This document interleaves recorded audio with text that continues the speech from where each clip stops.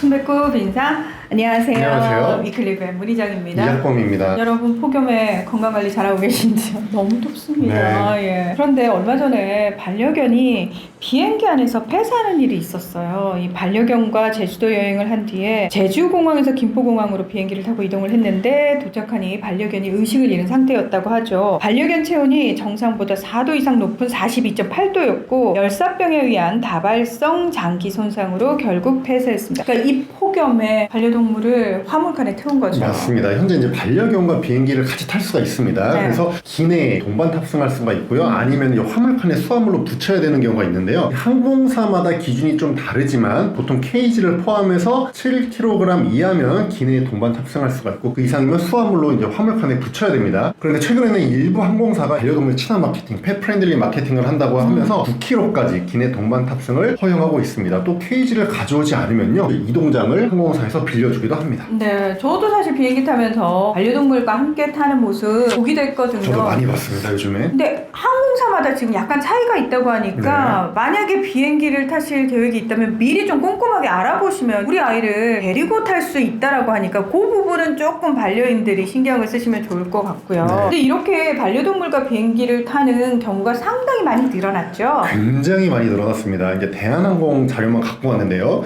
2024년 1년 동안 반려동물 동반 탑승, 이거는 이제 기내에 동반 탑승한 거 플러스 위탁 수화물로 운송한 거 합친 겁니다. 네. 국제선, 국내선 포함해서 1년간 57,595건인데 이게 전년 대비 12.6% 증가한 거고요. 네. 2022년 이때가 27,533건이었거든요. 이때와 비교하면 4년 사이에 2배 이상 늘어났습니다. 물론 코로나 시점이었던 것도 감안하긴 해야겠지만요. 해외에도 많이 데려가는데요. 근데 국내에도 많이 데려갑니다. 특히 이제 제주도를 많이 데려가시거든요. 그래서 전체 이제 비율 중에 63%가 국제선, 이제 국내선이 27%였습니다. 그러니까 매일 수백 마리의 반려견이 보호자와 함께 비행기를 동반 탑승하고 있는 거잖아요. 네. 절대 적은 수치가 아닌데 그렇다면 더더욱 이번 일처럼 이렇게 반려견이 비행기에서 사망하는 일은 다시는 일어나면 안 될 것 같은데 맞습니다. 정말 주의사항을 미리 좀 챙겨보면 좋을 것 같습니다. 세계 소동물 수의사회가요 개, 고양이 운송 복지 기준을 최근에 발표를 했는데 이게 이번 반려견 사망 사고 나기 2주 전이었습니다. 그렇습니다. 이게 하필이면은 세계 소동물 수의사회 와사바에서 이런 가이드라인을 발표하고 얼마 안 돼서 우리나라에서 이런 일이 발생해서 이제 안타까운 상황입니다. 원론적인 내용이긴 하지만 그래도 한번 살펴볼 필요는 있을 것 같습니다. 네, 먼저 해외 동반 출국할 때 주의점이 나오는데요. 이제 나라별로 입국 요건이 다르기 때문에 미리 알아봐야 된다. 그리고 대부분의 나라에서 내장형 마이크로칩 등록과 광견병 예방 접종을 요구하기 때문에 미리 준비를 해야 됩니다. 뭐 네. 일본 같은 경우에는 거의 6개월 이상 먼저 준비를 해야 되거든요. 그리고 반려동물이 여행에 적합한지를 살펴봐야 됩니다. 이게 신체적으로 건강한지 확인해야 되고요. 또 네. 정신적, 정서적으로 이런 스트레스에 취약한지도 확인을 해봐야 됩니다. 반려동물이 건강하더라도 일부 항공사들은 이 호흡기 문제가 발생할 확률이 크다는 이유로 일부 단두종, 코가 짧은 품종의 탑승을 제한하기도 하거든요. 이런 것도 미리 확인을 해야 됩니다. 또 반려동물이 만성질환이 있으면은 여행 운송 과정 중에서 어떻게 관리할지를 미리 검토를 해야 되는데요. 약물을 미리 처방받아서 투약을 한 다음에 비행기에 태울 수도 있고 이런 투약적 관리가 필요할 수 있으니까 확인을 해야 되고요. 또 이 반려동물이 정서적으로 보호자와 장시간 떨어져 있는 이런 환경을 견딜 수 있는지를 또 점검을 해야 되고요. 왜 이런 걸 점검을 해야 되냐면 항불안제 같은 약물을 미리 사용할 수도 있고요. 최근에는 이제 페로몬 제품, 반려동물에게 안정감을 주는 이런 페로몬 제품들이 많이 나와 있기 때문에요. 네. 이 스트레스와 불안을 어느 정도 미리 조절할 수가 있거든요. 그래서 이런 걸 미리 점검하고 필요하면 수의사의 처방을 받고 제품을 구입하고 이런 준비가 필요합니다. 이번 사건을 통해서 또 많은 분들이 케이지에도 관심을 가지게 됐는데요. 네. 이 케이지와 관련된 내용도 있죠. 있습니다. 이 IATA라고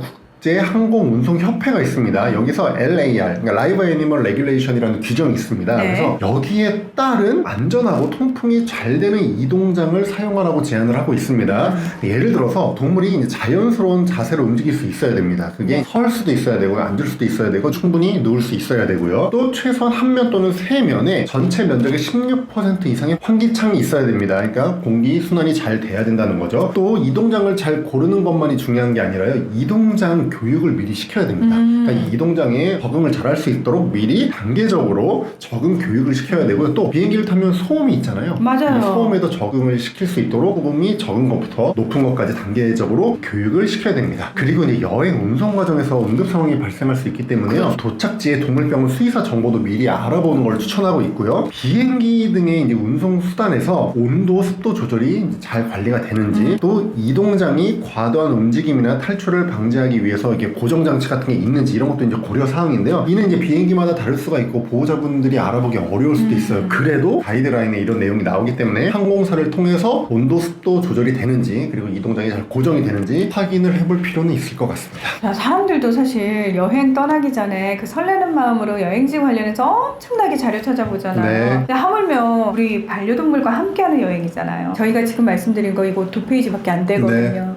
요거 짧으니까요. 꼭 한번 미리 읽어보시고 숙지하신 다음에 우리 반려동물과 행복한 여행 하시기 바랍니다. 네. 오늘 위클리 벳은 여기서 마무리하겠습니다. 함께해 주셔서 고맙습니다. 감사합니다.